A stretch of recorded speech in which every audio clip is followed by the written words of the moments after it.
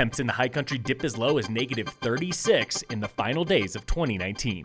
Phil Lindemann, Krystal, 93 News. This morning was one of the coldest of winter in Colorado, with lows of -22 in Summit Cove near Keystone and wind chills lower than -25. Crested Butte hit -30 before sunrise, and the lowest low goes to Antero Reservoir in Park County, south of Summit, at -36. Antero cracked -40 earlier this month.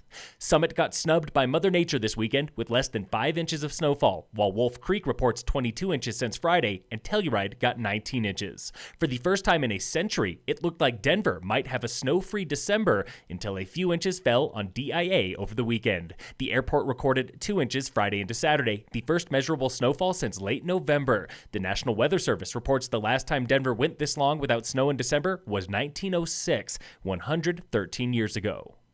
Local post office employees are stretched thin this holiday, working 15 to 16 hours every day, 6 days a week at the Frisco location. Frisco Postmaster Jim Armstrong says residents have been understanding. This Christmas season has been one of the hardest that I've ever experienced.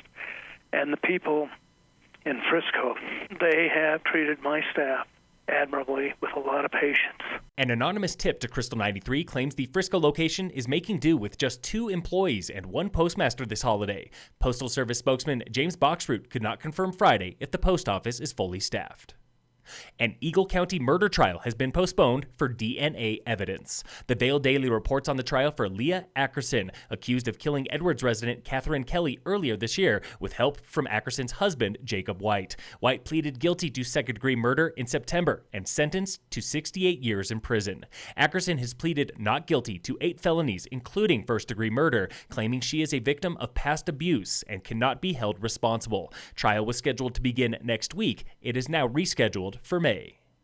The countdown to New Year's Eve is on, and in Breckenridge, there will be no fireworks show. Town officials last week canceled the fireworks, citing wildlife impacts. Shows at Keystone and Copper are still a go. Down under in Australia, Sydney will have fireworks despite intense wildfire danger. More than 250,000 residents have signed an online petition condemning the display. More than 85 wildfires are burning in the New South Wales area, Sydney's home state. Avalanche danger is moderate today in the Summit Eagle County zone. Your problem is persistent slab on north through east facing aspects at and above tree line. Danger is low below tree line.